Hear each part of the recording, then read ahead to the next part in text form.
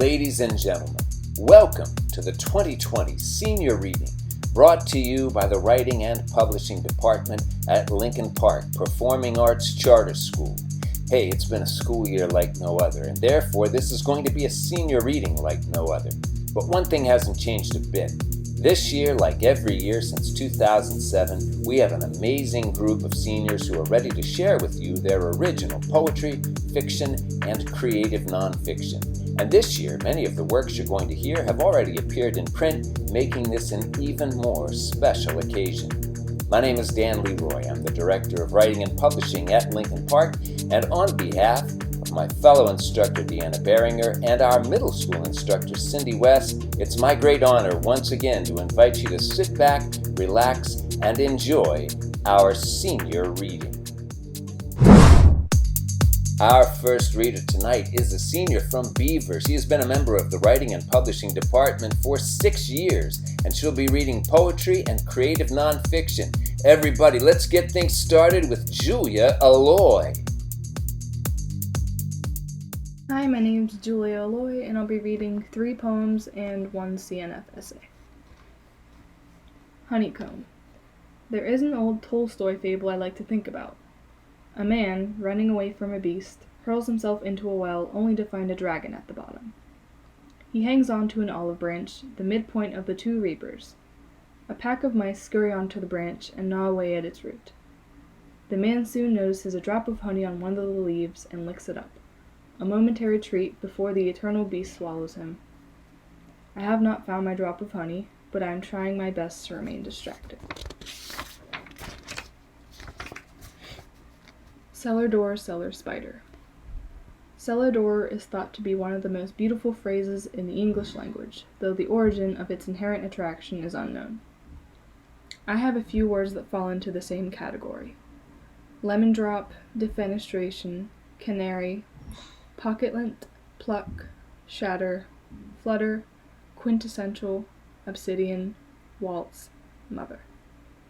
However, cellar doors and cellar spiders, though stemming from the same base word, are opposites. Cellar spider mothers will throw themselves in front of their unhatched eggs as a defense mechanism, crawling and wrapping themselves around the egg sacs with feverish love. Yet when the eggs hatch, the children will not hesitate to feast on their motherly savior. Lavender ribbons midair.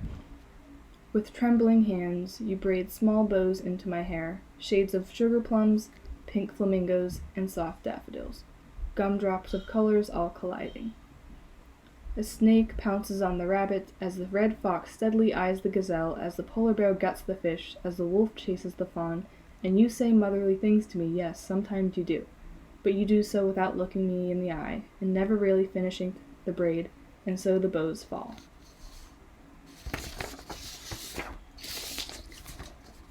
This is a CNF essay titled Feminine Descent. This is an edited version of it. I have often felt that I sensitize and cover up certain parts of myself around specific people. I am aloof, passive, sometimes cold, often wearing skirts with an extra inch sewn around the hem to avoid criticism. I have been a giggly, warm-spirited girl to men, a watered-down version of the person I have yet to become. I am a pliable child to aunts and uncles and strangers, to anyone I may meet. Around friends, I still pick and pry and pull apart my personality, seeing what best fits this infinite puzzle of what version of myself shall I be today. This has led not only to a catastrophic sense of who I am due to continuous self-abasement, to lifelong pandering, but also to the imprisonment of feeling like I will never truly be comfortable in my own skin, whatever that might imply. This feeling of teenage imprisonment is not limited to my own life.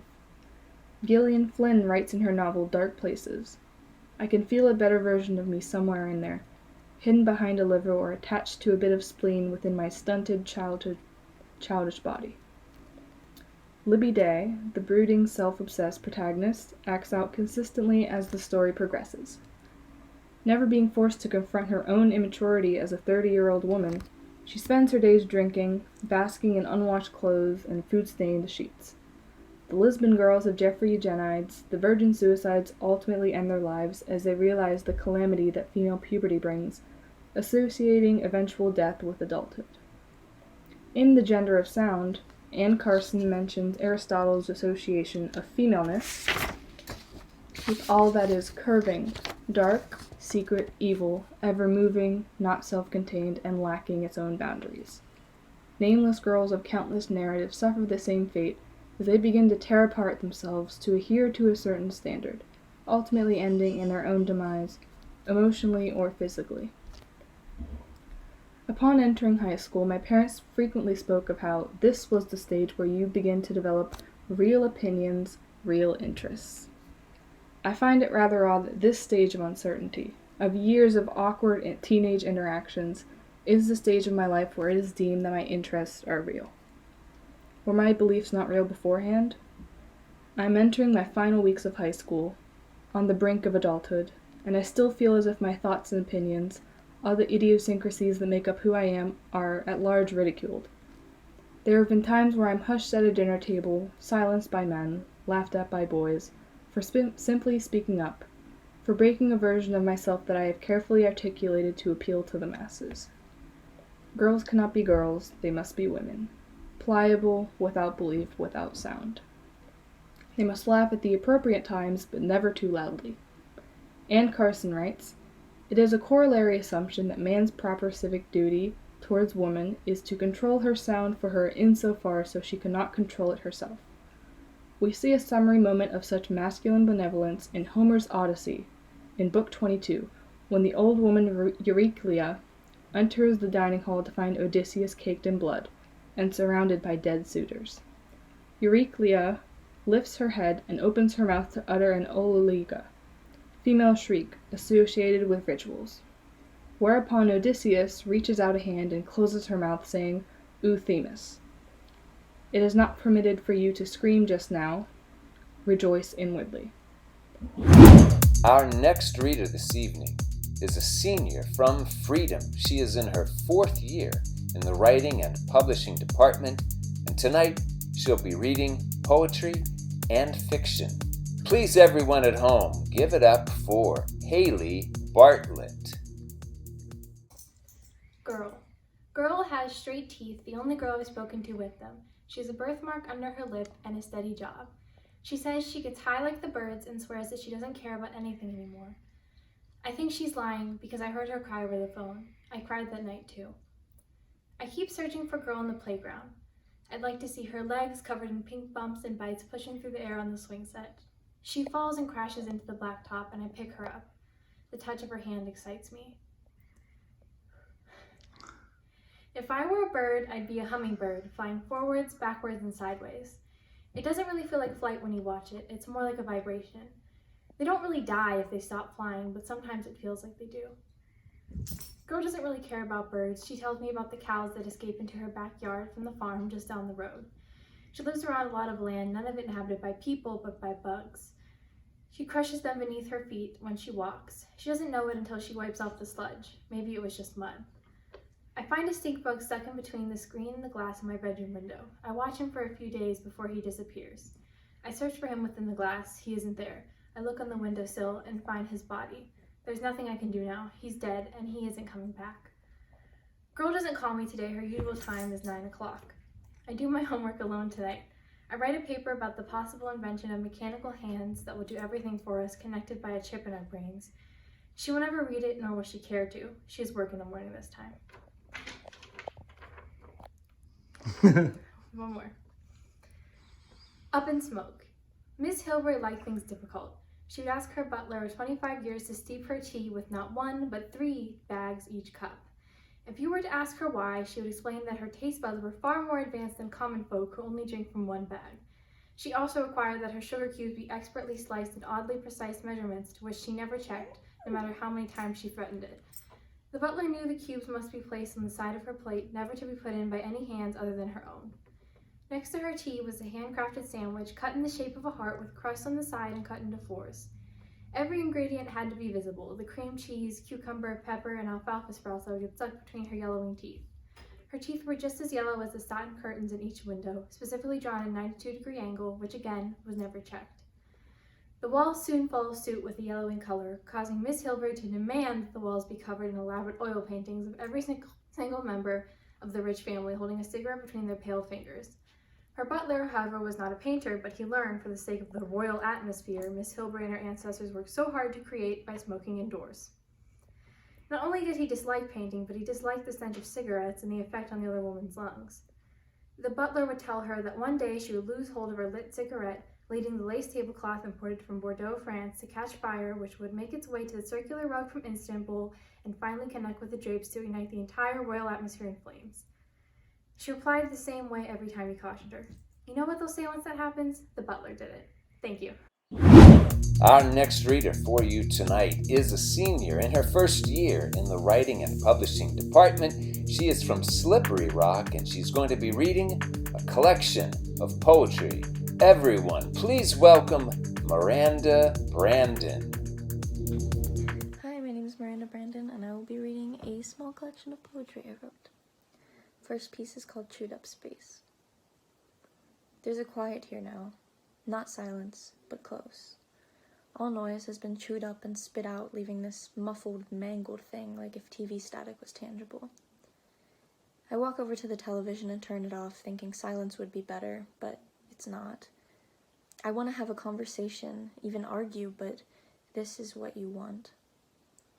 I walk back over to the television and turn it back on to fill the chewed up space. We used to watch cartoons. They have a way of filling up empty space with nonsense to avoid getting to this point. If all conversation outside of the nonsense are arguments, then there is no point. That is until you miss it, until space is all chewed up. My next piece is called Purity.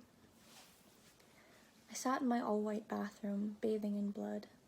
I thought of the eyes in my closet, the men that holler at me from the sidewalks of dirty back alleys I should have known not to walk. My skirt was never too short. My shirt was never cut too deep. The eyes in my closet were blind to reality. I had to show them the light. I taught them to never peek on a woman in her shower, taught them to never talk out of turn. I will teach them until all of their eyes have closed.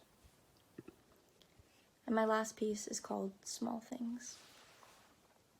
To have a broken heart is nothing special. It hurts until it doesn't and occasionally aches again when reminded through small things.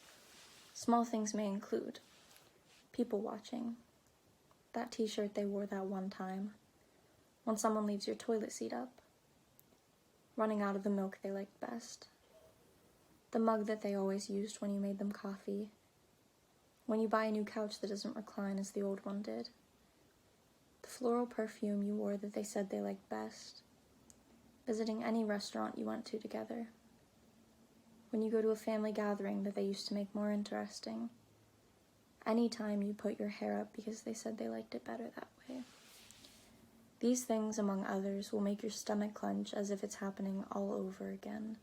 And although this pain may feel very specific to you, it is universal, more so than hunger or thirst or sleep deprivation or even stubbing your toe.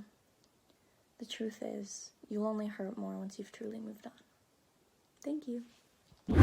In his 5th year in the Writing and Publishing Department comes our next reader from Butler, PA, reading a piece of creative nonfiction titled Growing New Bones. Please, everyone, welcome Mylo Caudill. Hi, I'm Mylo Caudill, and I'll be reading a CNF piece titled Growing New Bones. The floor. As a child, I sat there on the floor with my legs in a W shape.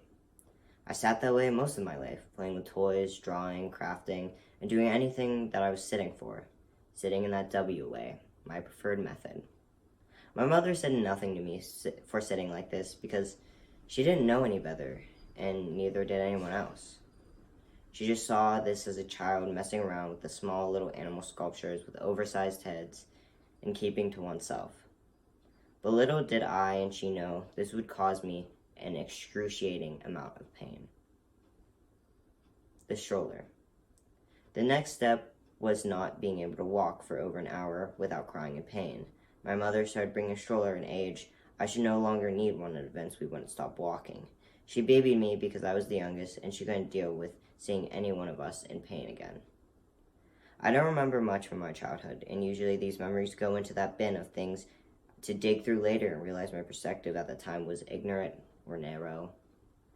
But this section of my memory feels separate and distant, as if it almost never actually happened to me or I dreamed it. It's like a curtain in the breeze, flowing and unfolding and spreading the fabric out, hitting against the window pane, letting the air push and pull it, and that window is usually open at strange moments. I don't remember the first time I had to go to the doctor about this, or really at all. I just remember sitting there as our family doctor pulled on each leg of mine, looking for something that didn't seem like it existed, and like he was just doing it for a show. To show he was looking for something that didn't really exist outside of myself. I didn't hear the conversation discussed behind closed doors, or maybe they weren't closed, and maybe my mind just blocked them out with a giant black space. When someone edits a video, you take the slate and the yelling of the director and cut it, delete it permanently, and for a very small second there's a black space, a void, a hole of absolutely nothing. The hole gets covered up by the footage being slid next to the other scene, take, or shot.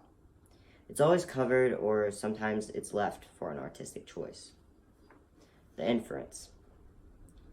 A carpet sat in the middle of our hallways that stupidly didn't reach either end of it, or the sides of the floor. It was just thrown in the middle as something to cover up the scuffed wooden floor. Rhonda would place me at one end of the carpet with boxes similar to cages surrounding flowers with one long line running completely down the middle of it. She would tell me to walk up and down and up and down.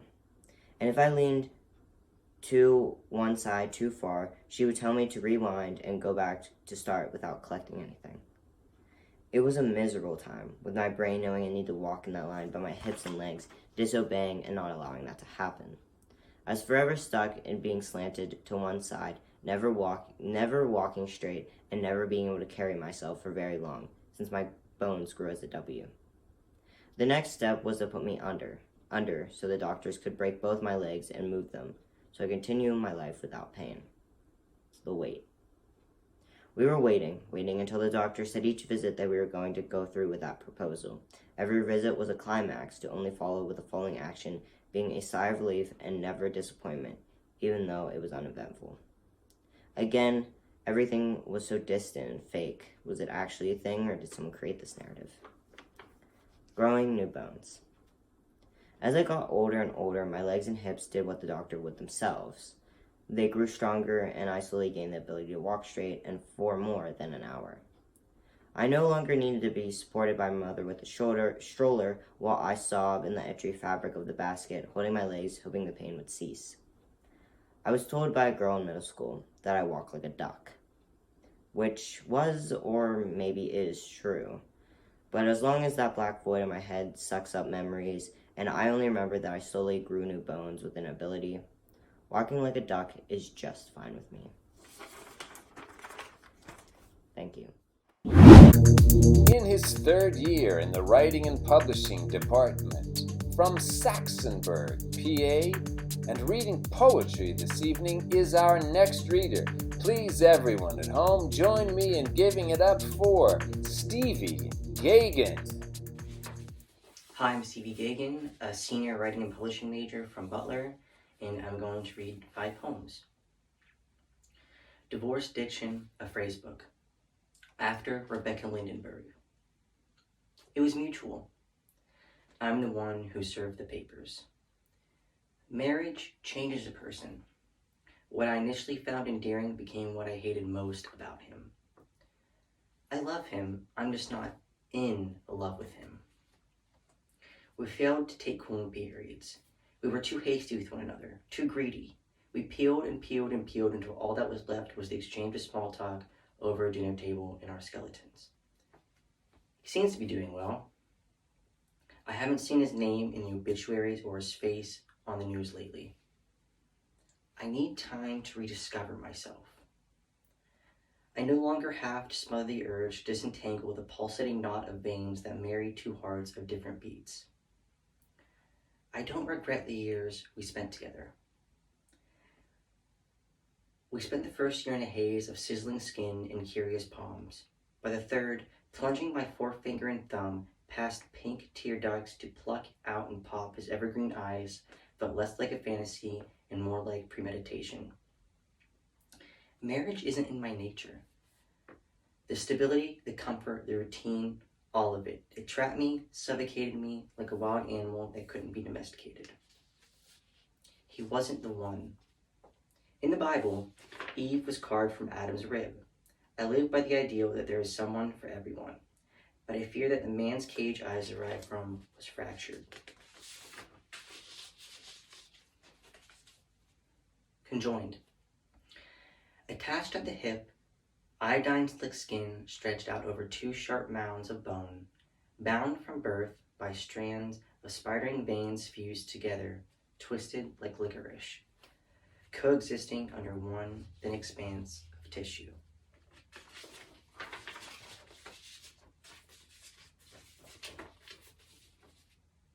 Parasite. I sense that soon I will sink into you. Gently and with care, I'll strip you of your skin and slip right in. I've sunk into you, past your twisted spine, your heart lies willingly wide open, and I'll slip right in, my own beat sinking with yours. Past your twisted spine, your heart lies willingly wide open. Behind the pink walls covered in blue vines, you are tender. My own beat synced with yours. One day, I hope I'll waste away with you. Behind the pink walls covered in blue vines, you are mine. Forever and always, for clear or cloudy eyes, I'll waste away with you one day. But for now, you make me feel alive. Attack of the 13-ounce, 2-pound, 4-ounce fetus. Inside, you smothered me, bony knees thrust up under my chin. You smothered me inside, smothering me inside until one knee sank its bony cap into virgin windpipes. You smothered me inside, unhinging your small mouth to devour. Water flowed past mushy plush gums until inside was drained and it was just emptiness and us. You, plump and craving for what I couldn't give. Me, deflated and gasping to breathe under the weight of her double chin.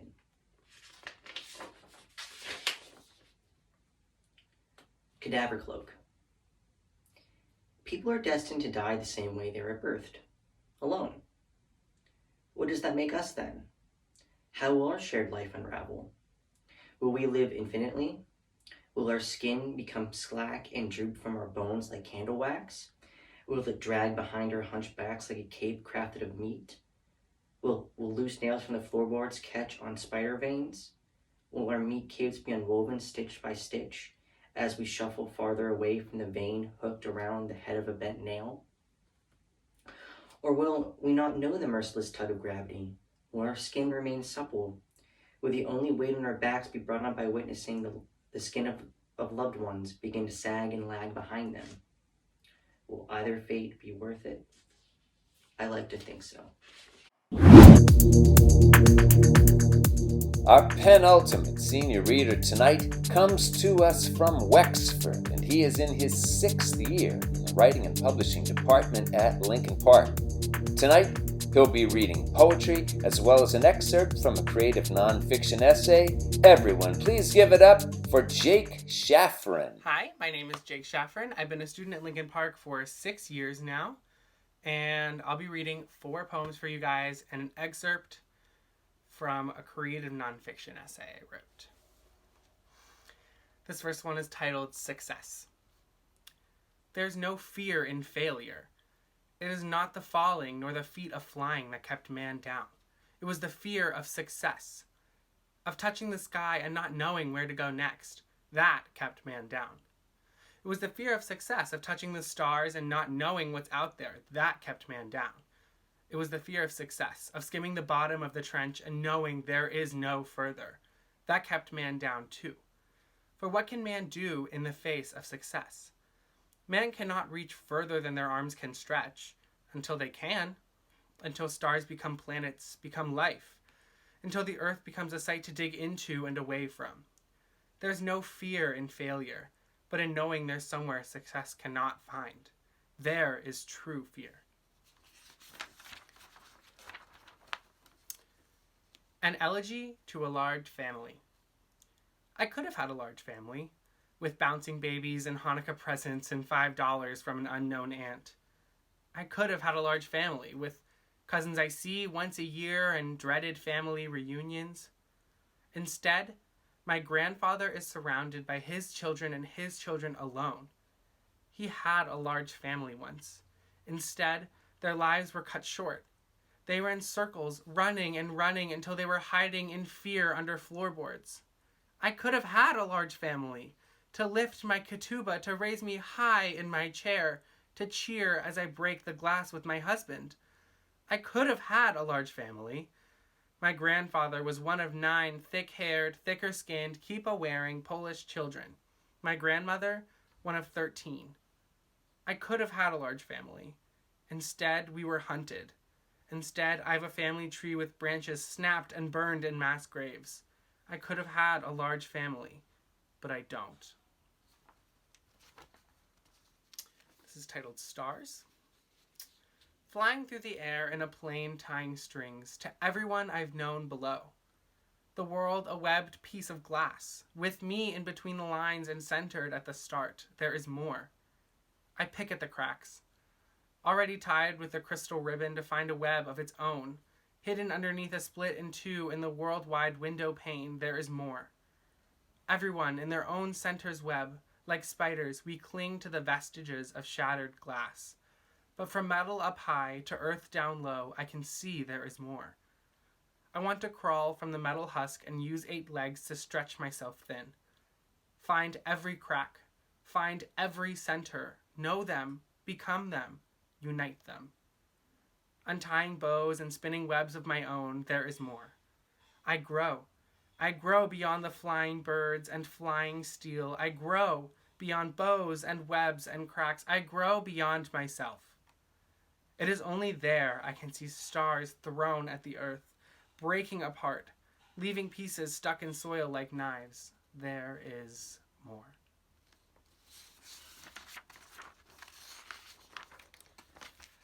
This is titled On Aging. Why are you so far from home? Did you lose your mother in the crowded streets? Did you forget to hold her hand across the road, or are you alone? Left by a family who never thought of you as their own. May your growing feet sprout wings and fly you somewhere you are loved. Why are you so far from home? You must be looking for someone. After all, no one gets lost here. Especially not someone like you, a young man. I'm not sure where you came from, but leave. Now. Before you're stuck. When the pavement becomes wet again and you're trapped beneath the surface. Why are you so far from home? I'm not sure you even have one. Maybe the bench is your home. It's wooden planks wrapping around you. Sometimes, I can't see you through warped wood. Why stay there? Your feet have hardened to cinder blocks and you've sank. Go home, wherever that is, please. Sprout wings from your shoes and fly away. And here is the excerpt from the essay, titled Home. My parents are people. They are not gods or angels sent from above or below to raise us. They are people with human emotions that cry. I'm lying in my tiny single bed with a fish swimming around in quiet protection of my thoughts. Bedtime was hours ago.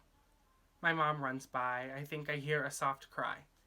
I creep out of my room and walk carefully down the creaky wooden hallway.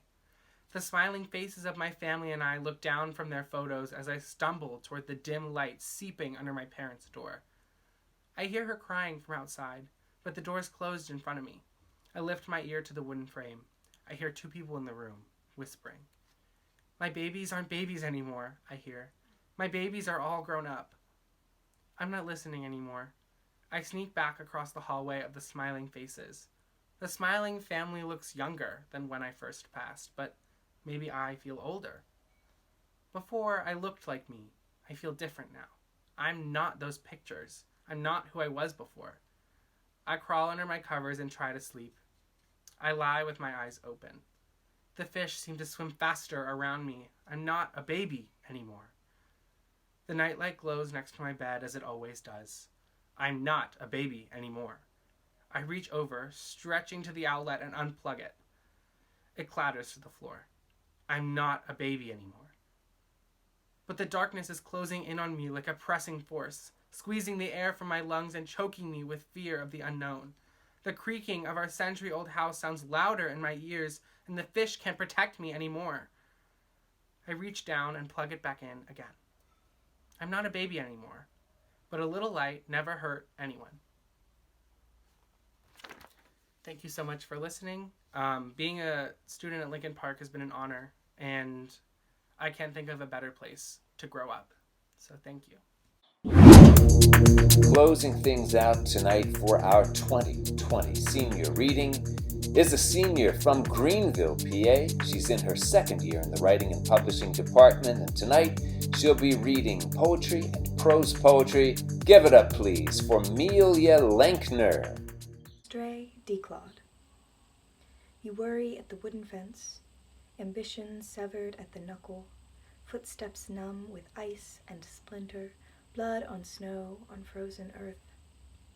Did you need their thigh to red? A needlework of ignorant affection?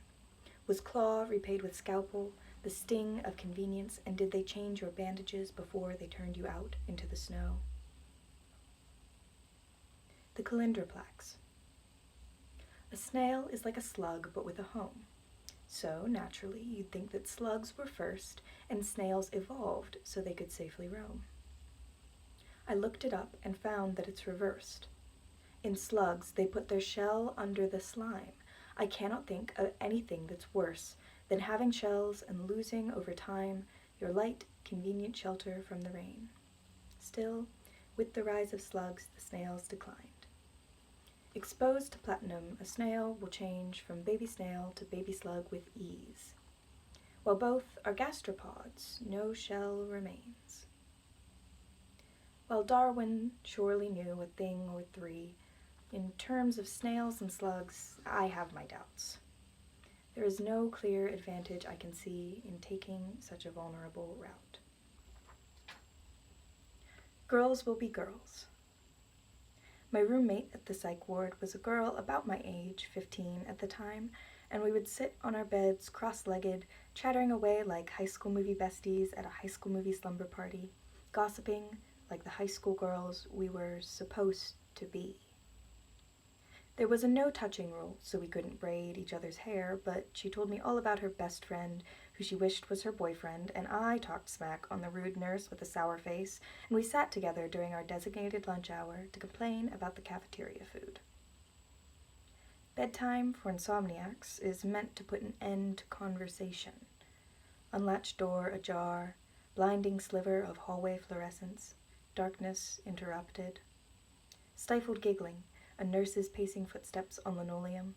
Quiet, or she'll hear us, hissed across the void between our beds. The hospital confiscated all escape upon admission. Laptops, cell phones, music, pencils, deadbolts, but they couldn't make us check our nature at the door. Together, we remade a scene from Shawshank. Two girls chipping normalcy from sterile white walls with hospital-grade plastic sporks. The stipple ceiling. A forest, monochrome, white and textured, as colorless as it is lush. Here and there, a swan-necked reptile will peek from behind dense foliage. Hanging vines camouflage another. A great spined tail his only tell. Here, a smattering of wildflowers. There, a waterfall, erupting from the grass of a hilltop and spilling down, down to where it crashes against the stones of a riverbed that feeds into the sea. Somewhere between dragon and dinosaur, salamander and serpent with stippled scales in white and shadowed gray, a creature pieced together from Animal Planet and Loch Ness legend floats through an ocean, sending forth a wave of bubbles with each sweep of her broad, flat flippers. My mother painted this ceiling while she was pregnant with me, and I like to think that she used a sponge to layer on the paint, giving birth to the creatures I would later discover on late nights when the hallway light brought contrast to the shadows and the creatures crept into place. Lights out, sweetheart, and the books went away, and I'd lay on my back and stare into the white paint, Better than a mural, I went on expeditions and discovered the creatures in the ceiling, worked my metaphorical grip around craggy abstractions to brave the landscape, filled internal journals with species previously undocumented. I no longer sleep in their natural habitat, and I have to wonder if they're still there, lurking in the popcorn ceiling, waiting to be spotted. Sometimes I wonder, too, if my absence has driven them to extinction. Thanks.